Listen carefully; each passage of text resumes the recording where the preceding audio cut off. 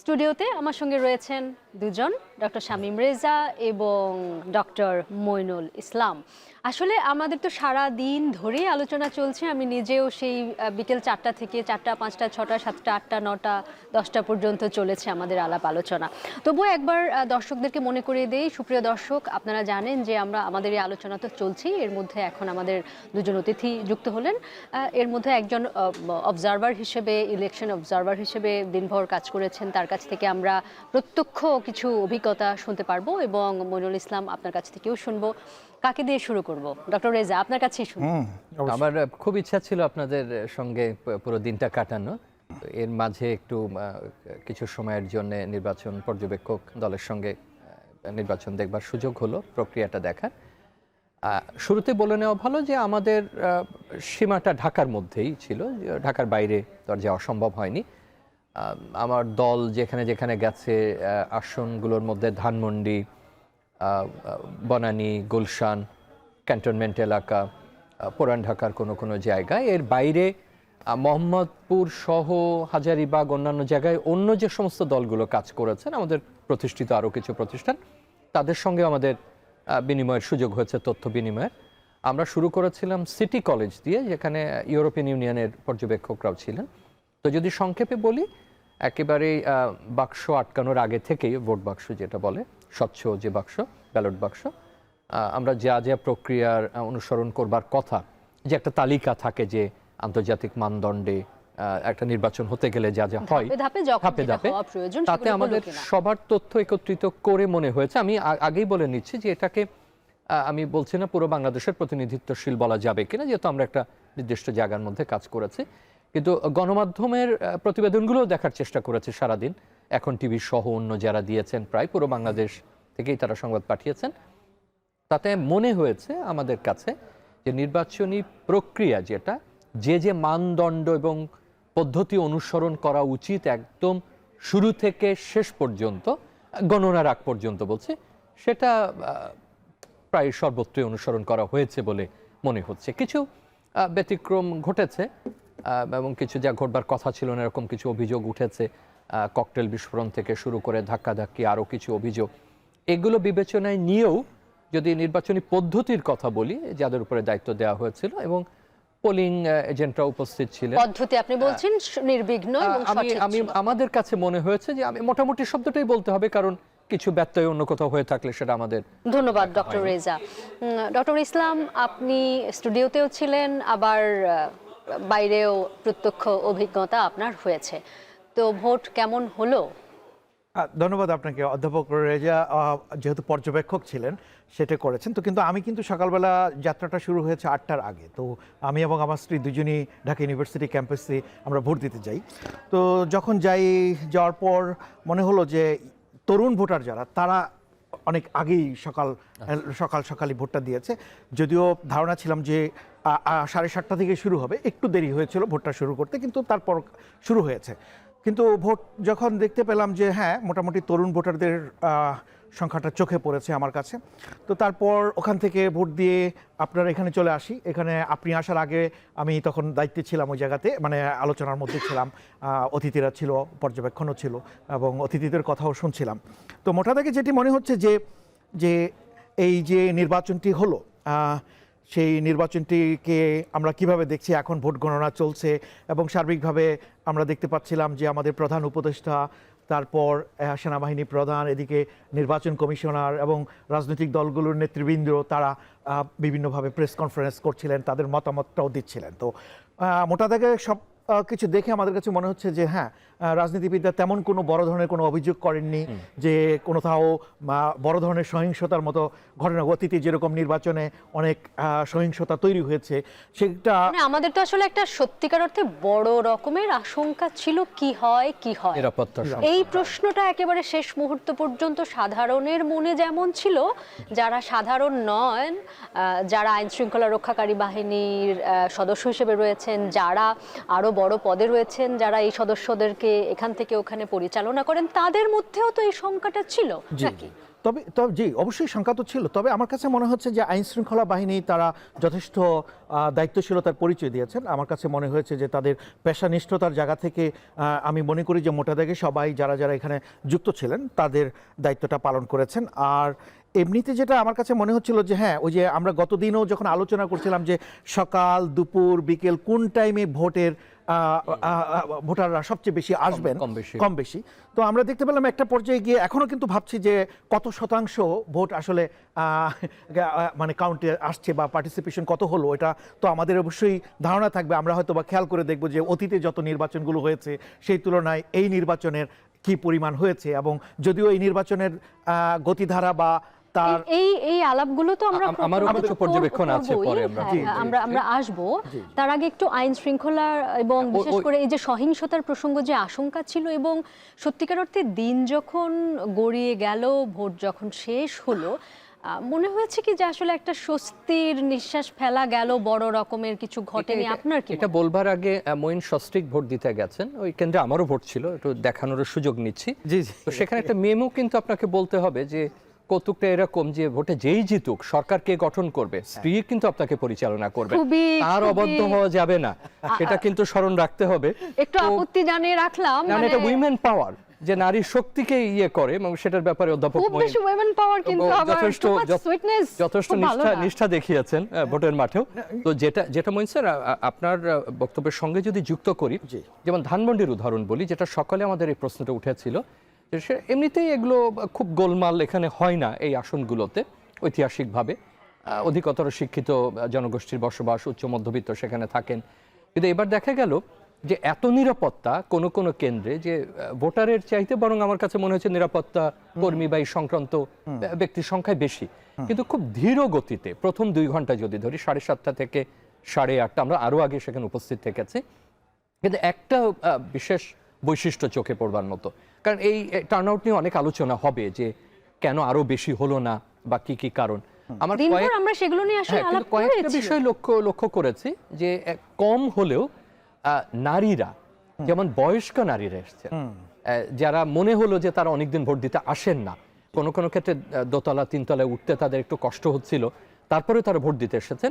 তরুণদের মধ্যেও আমাদের যুব নারীরা, সেটা লক্ষ্য, আমি আগেই বলেছি যে ধরুন একটা কেন্দ্রের কথা নাম উল্লেখ না করে বলি যে প্রথম 2 ঘন্টায় খুব এগোচ্ছে না, 5 বা 7% বেশি হয়তো, বা তারও কিছু কম, কিন্তু যারাই বা গেছেন, বয়স্ক নারী, যুব নারী, বা একবার হয়তো দিয়েছেন কিংবা কখনো দেননি, সেটা কিন্তু লক্ষ্য করবার মতো। এবং বেশ প্রতিবন্ধীদেরও একটা কেন্দ্রে লক্ষ্য করেছে, একজন এমন যে তার একেবারে ওঠারই অবস্থা নেই, তো এটা বলতেও খুব ভালো লাগছে যে তাকে আনা হলো, এবং পর্যবেক্ষকরা আমরা জানতে চাইলাম যে এখন কিভাবে তিনি ভোট দেবেন, কারণ ওইটার ভবনের যে অবস্থান, তাকে ওইটা নামানো সম্ভব না, তার জন্য একটা বিশেষত রিক্সায় বানানো হয়েছে, ওটাকে নিয়ে যাওয়া যাচ্ছে না।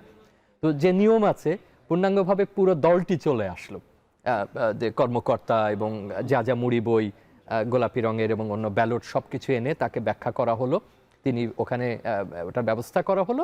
যেহেতু উনি যেতে পারছেন না, তখন একজন ভোটারকে ডাকা হলো যিনি তার পক্ষে কাগজটি ভাঁজ করে ফেলে দেবেন, যেটা আমার কাছে অসাধারণ মনে হচ্ছে। তখন যদি আমাদের ক্যামেরা থাকতো আমরা সেটা দেখাতে পারতাম। তো এরকম অনেক ভালো দৃষ্টান্তও কিন্তু এবার লক্ষ্য করেছে। অতএব টার্ন আউটের আলোচনা যেমন হবে, এই প্রতিনিধিত্বশীল বিষয়টা আমার মনে হয় যে আমাদের বিবেচনায় রাখা প্রয়োজন। আমার মনে হয় অধ্যাপক রেজার সাথে একটি জিনিস আমি শুধু অ্যাড করি, সেটি হচ্ছে যখন আমরা বিশ্লেষণ করব, এবং এটা একাডেমিকের বাইরেও যদি বিশ্লেষণ করি, তাহলে এই যে যেটা বলছেন যে নারী এবং তরুণ, এই দুটো আসলে ভোটারের ক্ষেত্রে কতটুকু প্রভাবক হিসেবে কাজ করেছে, এটা কিন্তু বিশ্লেষণ করা নিঃসন্দেহে আমরা এই বিষয়টাও জানতে চাই। তবে যেহেতু ভোটার টার্ন আউটের আলোচনাটা এলো, যে কত শতাংশ ভোটার এসছেন, এবং যারা এসছেন তাদেরও গোষ্ঠীগত কোনো পরিচয় আছে কিনা নাকি নেই, এই বিষয়টা একটু আমরা বুঝতে চাই। ডক্টর ইসলাম, আপনাকে দিয়ে শুরু করি। হ্যাঁ, না, শুরুটা করি ওভাবে, যেহেতু অধ্যাপক রেজা আমাকে উদাহরণ দিয়ে বললেন যে সস্ত্রীক যখন ওখানে গিয়েছিলাম, এটা আমাদের আনন্দ দিয়েছে। হ্যাঁ, আনন্দ দিয়েছে। আমি যখন ভোটটা দিয়ে চলে আসছিলাম, পিছন থেকে 2জন তরুণ আমাকে ডাকছে, আঙ্কেল চাচা বলে, ওদেরকে আমি ছোট দেখেছি। আমি দেখেছি এই জীবনে প্রথম তারা ভোট দিতে এসেছে। আচ্ছা হ্যাঁ, এবং যে জিনিসটি যেহেতু আমি তাদের চিনি, আমাদের সহকর্মীর তার দুই সন্তান আবাসিক এলাকায় আপনার তারা বড় বিভাগেরই। হয়েছে, জি। হ্যাঁ, জি জি। তো ওরা আমাকে চেনেন, তো আমি অবাক হয়ে গেলাম যে ওর বাবা মা আসার আগে তারা এসে আগে লাইনে দাঁড়িয়ে ভোটটা দিয়ে ফেলছে, এবং মানে আমার পিছনে ছিল, পরবর্তীতে দেখতে পেলাম। সো এটা একটা জায়গা দেখতে পেলাম। আরেকটা দেখতে পেলাম যে বয়স্ক যে মানুষ, যেটা আমি ফেসবুকেও দেখতে পেয়েছি, আমার বন্ধুর যারা রয়েছে অনেক বয়স্ক, ধরেন 80-র উপরে বয়স, এরকম কেউ ধরে এসেছে। অনেক বয়স্ক। তো আমাদের একটু দেখার বিষয় রয়েছে যে আসলে যে এই যে বয়স ভিত্তিক এবং জেন্ডার ভিত্তিক বা এই জায়গাগুলোতে বিশ্লেষণ আমাদের করতে হবে। কিন্তু আপনি যেটা বললেন যে ভোটের যে টার্ন আউটের যে জায়গাটা, আমরা যখন সকালবেলা যখন দেখছিলাম যে কত শতাংশ হচ্ছে, এবং বিভিন্ন নিউজ রিপোর্টিংও আমরা দেখতে পাচ্ছিলাম যে কাদের ভিড়টা বেশি। কোথাও দেখছি যে পুরুষদের বেশি লাইনটা, কোথাও দেখছি নারীদের, প্রত্যন্ত অঞ্চলে নোয়াখালী দেখছিলাম, বিভিন্ন অঞ্চলে দেখছিলাম। কিন্তু আমার ধারণা ছিল যে এই জায়গায় আসলে ভোটার কারা সবচেয়ে বেশি আসছে, নারীরা বেশি এসেছে না পুরুষরা বেশি আসছে। যেহেতু আমি জনমিতি নিয়ে কাজ করি, সো আমার প্রথম জায়গাটি হচ্ছে যে জেন্ডার এবং লিঙ্গ, সেক্স, এই জায়গাটা আমি দেখতে চাই যে কারা সবচেয়ে বেশি ভোটার। যদিও আমরা দেখতে পেয়েছি যে আমাদের ভোটের যে 12 কোটি যে 77 লক্ষের কথা বলছি, এর মধ্যে নারী ভোটার ছিল মোটামুটি হ্যাঁ, অর্ধেক অর্ধেক হলো না, নারীর সংখ্যা কিন্তু কম্পারেটিভলি 20 লক্ষের মতো কম, যদি ওভাবে চিন্তা মানে করেন। মোটামুটি। তারপরে আমরা কাছাকাছি। কিন্তু আপনি টার্ন আউটের জায়গায় আমার মনে হয় একটা আগ্রহের জায়গা হবে যে নারী ভোটাররা কি বেশি ভোট দিয়েছে কিনা, কারণ কি পরবর্তীতে সেকেন্ড হাফে যখন দেখছিলাম, তো এটি কিন্তু আমার একটু জানার ব্যাপার রয়েছে পরবর্তীতে। এবং আরেকটা জায়গা যেটা হচ্ছে যে ভোটের যেই হারটা যদি দেখেন, যে অতীতে আমাদের যে নির্বাচনগুলো হয়েছে, এই নির্বাচনগুলোর যদি গতি প্রকৃতি যদি লক্ষ্য করেন, সবচেয়ে কম ভোট পেয়েছে, মানে কম কবে আমরা পেয়েছি, ধরেন গত যে নির্বাচনটা গত সরকার যেটা করলো, এটাকে হয়তো দেখিয়েছে একটু বেশি, কিন্তু আসলে কিন্তু সবচেয়ে কম যদি ছিল, মানে যদি আপনি ওভাবে যদি রেশনালি যৌক্তিকভাবে দেখতে চান, তো ওই জায়গাতে যদি যান। আর এখন যদি আমরা দেখি যে যেহেতু আওয়ামী লীগ এই নির্বাচনে একদম তাদের অংশগ্রহণ ছিল না। এখানে শুধু আপনাকে একটা তথ্য মনে করিয়ে দিই, নিশ্চয়ই আপনিও দেখেছেন যে বিকেল নাগাদ আমরা যখন মানে ইলেকশন কমিশনের তথ্য কিছু পেলাম, বললো যে 48% মতন ইতোমধ্যেই ভোট কাস্ট হয়ে গেছে। তার মানে সারাদিন পরে সেটা নিশ্চয়ই হয়তো আরো খানিক বাড়ার কথা, 50-55 নাগাদ হয়তো যাবে বা যেতে পারে, বা সর্বশেষ ইতোমধ্যেই কোনো আবার ওনারা জানিয়েছেন কিনা আমরা নিউজ রুমে ঢোকার পর সেটা হয়তো আমরা দেখিনি। তার মানে এই যে আওয়ামী লীগের একটা অংশ যারা হয়তো অনুপস্থিত থেকেছেন, তারপরেও এই অবস্থা, এটিকে আপনি কিভাবে বিশ্লেষণ আমি করবেন? দুইভাবে দেখতে চাই। একটা হলো যে বাংলাদেশের যেহেতু একাধিক বিতর্কিত নির্বাচন হয়েছে, যেটা জাতীয় নির্বাচনকে প্রশ্নবিদ্ধ করেছে, স্থানীয় নির্বাচন ব্যবস্থাকেও অনেকটা ভেঙে ফেলেছে। কিন্তু তারপরেও লক্ষ্য করা গেছে যে সরকার পক্ষ এক ধরনের ম্যানিপুলেটেড বা ফ্যাব্রিকেটেড স্ট্যাটিস্টিক্স প্রয়োগের চেষ্টা করেছে বা আমাদের সামনে উপস্থাপনের চেষ্টা করেছে, যেটা একেবারে আর এক ধারাতে নিয়ে গেছে নির্বাচনী এই আলোচনাগুলোকে। যেখানে হয়তো আমরা মনে করেছি যে 20% কম ভোট পড়েছে, দেখানো হচ্ছে যে 40%, 45%। এবং সরকারি বা নির্বাচন কমিশন থেকে যে পরিসংখ্যান দেওয়া হচ্ছে বা শতাংশ বা হারের কথা বলা হচ্ছে, গণমাধ্যমের পর্যবেক্ষণের সঙ্গে মিলছে না। আবার গবেষকরা যে তথ্য দিচ্ছেন তার সঙ্গে তার বিস্তর ফারাক। সুতরাং এই আলোচনাটা থেকে যাচ্ছে যে যেটা ঘটছে না সেটা বারবার কেন ম্যানিপুলেট করা হচ্ছে, ফ্যাব্রিকেটেড করে কেন ডেটা আমাদের সামনে উপস্থাপন করা হচ্ছে। তার মানে গলতটা হচ্ছে তারা যাচ্ছেন না, উপস্থিত হচ্ছেন না, ভোট দিচ্ছেন না, কিন্তু তাদেরকে অন্তর্ভুক্ত দেখানো হচ্ছে। এটা যেমন একটা বাস্তবতা, যে কারণে আমরা খুব আগ্রহী ছিলাম যে এইবার সংখ্যাটা কি দাঁড়ায়। অন্য বাস্তবতা হলো একটা বড় জনগণ অভ্যুত্থানের পরে এই নির্বাচন অনুষ্ঠিত হচ্ছে, যেখানে সংস্কার একটা বড় এজেন্ডা সামনে, এবং বিপুল সংখ্যক মানুষের সংশ্লেষ ঘটেছে এই জনগণ অভ্যুত্থানে। তাহলে আমরা প্রত্যাশিত করতে পারি যে সংখ্যা আগের সব রেকর্ড, আগের উপস্থিতি, আগের হার, টার্ন আউট যেভাবেই বলেন সেটাকে ছাড়িয়ে যাবে। তার সঙ্গে যদি কয়েকটা বিষয় যোগ করেন, যেমন যে দল যার কার্যক্রম নিষেধ সে নির্বাচনে অংশগ্রহণ করতে পারছে না, তার প্রতীকও নাই, কিন্তু তার সমর্থক তো আছে, তারা তো জনগণ। তো এই সমর্থকদেরকে টানার একটা প্রবণতা বড় দুটো জোটই কিন্তু চেষ্টা করেছে প্রত্যক্ষ পরোক্ষভাবে যে তারা তাদের দিকে সম্মতি দিক। আবার তার যে দল, সেদিক থেকে আমরা কিছু প্রচারণা দেখেছি যে যেহেতু আমার মার্কা নাই, দল নাই, অথবা আমি ভোট দেব না, এই টানাপোড়েনটা কিন্তু ছিল। তো আমরা দেখতে চেয়েছি যে তারা আসলে কতটা, মানে এইভাবে তো আপনি তাদেরকে সুনির্দিষ্টভাবে চিহ্নিত করতে পারবেন না, কিন্তু আসনের ভিত্তিতে, পূর্বের অভিজ্ঞতার ভিত্তিতে, ফলাফলের ভিত্তিতে আমরা তো জানি বা একটা ধারণা করতে পারি যে কোন অঞ্চলে বা কোন পকেটগুলোতে কি ধরনের সমর্থক আছেন। সংখ্যা বাড়ার কথা ছিল, কিন্তু এখন মনে হচ্ছে যে নির্বাচনের পরে আমাদের পুনর্ভাবনার প্রয়োজন আছে বা একটু অনুসন্ধানী সাংবাদিকতার প্রয়োজন আছে, যে তারা 50% তো দূরের কথা, তারা 1/3 বা 1/4 আসলে ভোট প্রদান করেছেন কিনা। দ্বিতীয় একটা বিষয় ছিল সংখ্যালঘিষ্ঠদের প্রশ্নে বিভিন্ন আলোচনা হয়েছে জুলাই অভ্যুত্থানের পরে, যে কোনো কোনো অঞ্চলে তারা কিন্তু বড় প্রভাবক এবং গুরুত্বপূর্ণ সংখ্যার ভিত্তিতে যদি দেখি, যেমন আমাদের প্রতিবেদকরা ডুমুরিয়া বা খুলনা এরকম আরো অনেক অঞ্চল আছে যেখানে তারা গুরুত্বপূর্ণ ভূমিকা রাখেন। এই জায়গাগুলোতে একই প্রশ্ন, তাদের নিরাপত্তার কথা উঠেছে, তারা আসলে কতটুকু ভোট দিতে বেরিয়েছেন বা শেষ পর্যন্ত বাস্তবে কতখানি। এবং খুব দ্রুত দুটো কথা বলে শেষ করি, ডায়াসপোরা ভোট যেটা আমরা ভেবেছিলাম যে আরো বেশি সংখ্যায় পড়বে, সেটাকে 1/10 ধরা যাবে। আমি সংখ্যাটা যদি আমরা তো এতটা এখন একেবারে সেগমেন্ট ভাগ করাটা একটু জটিল পারছি। এবং সবশেষটা হলো নতুন ভোটাররা আসলে কি মাত্রায় ভোট দিচ্ছে। আমরা যেমন একটু আগে বলছিলাম যুব নারী, যুব পুরুষ, যুব তরুণ, সুতরাং সেটার জন্য আমাদের নিশ্চয়ই আরো একটু অপেক্ষা করতেই হবে, কারণ এখনো তো মানে যেটা মূল আমরা ওই ব্রেকডাউনে এখনো যেতে পারছি না। এগুলো তো হবে আসলে অনেক পরের ব্যাপার, পরে হবে। আপনি বলছিলেন যে আপনি কৌতূহলী হয়ে রয়েছেন, আপনি এই বিষয়ে আমি যেটা বলছিলাম যে অধ্যাপক রেজা যেটা বলেছেন, যে দেখেন যে ওইটার সাথে আমি আমার কোনো দ্বিমত নেই, বাট একটা জায়গায় আমার একটু পরিবর্তনের জায়গা আছে। যেমন ধরেন ভাবছিলাম যে 2008 সালে বাংলাদেশের যে নির্বাচন সর্বোচ্চ সংখ্যক ভোটের হার ছিল, এটা ছিল 87.13%।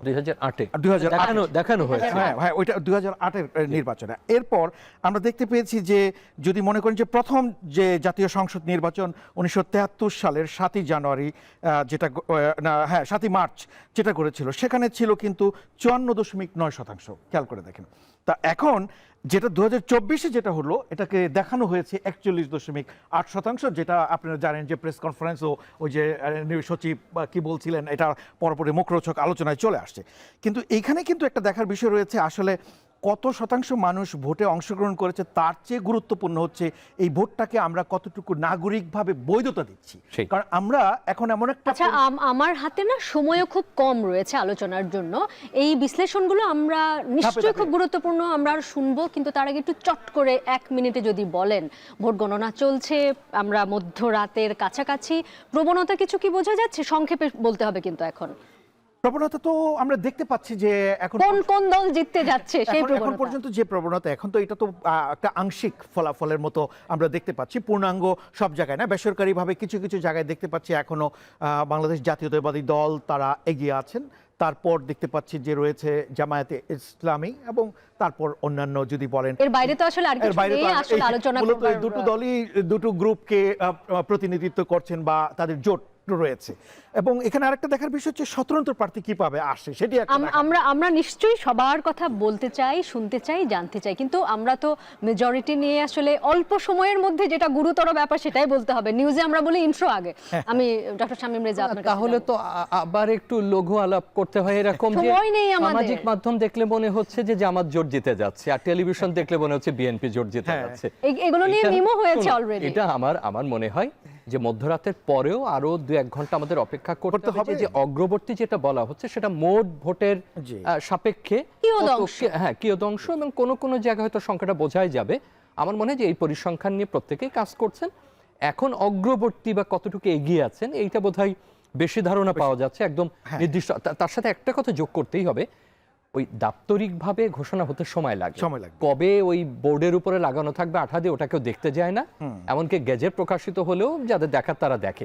আসলে বেসরকারি ভাবে আমরা জেনে যাই সাংবাদিকদের কল্যাণ, আর হয়তো রাত ঘন্টাখানেক 2 ঘন্টা গড়াতে আমারও ধারণা যদি যুগপৎ গণনা চলছে গণভোট এবং এইটার, তো হয়তো গণভোটটার আমার মনে দুটো ফলই হয়তো। আপনারাও খেয়াল করেছেন, আমি তো দিনভর এখানে ছিলাম, একটা জিনিস দেখে খুব অবাক হলাম যে আশঙ্কা ছিল দুটো ব্যালট গুনতে হয়তো সময় বেশি লাগবে, কিন্তু খুবই চমকিত হওয়ার মতন ঘটনা যে খুব দ্রুত গতিতে ভোট গণনা এগোচ্ছে এবং গতিতে আগাচ্ছে, কিন্তু একটি ব্যবধান রয়েছে, কিন্তু গণভোটে কত পার্সেন্ট পাচ্ছে না পাচ্ছে এটা কিন্তু আসছে একেবারে তথ্য কিন্তু আছে যে হ্যাঁ এত না, যেভাবে রিপোর্টিংটা করা হচ্ছে মূলত আসন কেন্দ্রিক বলাটাই আছে। প্রত্যেকটা গণমাধ্যমেই আবার তারা আমি বিকেল থেকে অবজার্ভ করছিলাম প্রত্যেকটা চ্যানেলে যে আসলে কি করছে। আমি দেখতে পাচ্ছি যে গণভোটটা খুব গুরুত্বপূর্ণ ভাবে গুরুত্ব পাচ্ছে না বলে আসনটাই গুরুত্বপূর্ণ। আমার মনে হয় যে এই মুহূর্তে যেহেতু মানে সরগরম হচ্ছে এই সংসদীয় নির্বাচন বা জাতীয় নির্বাচনটা নিয়ে, এবং এটা নিয়ে সরকার গঠনের প্রশ্ন আছে, জোট হ্যাঁ না নিয়ে তো আর কেউ মারামারি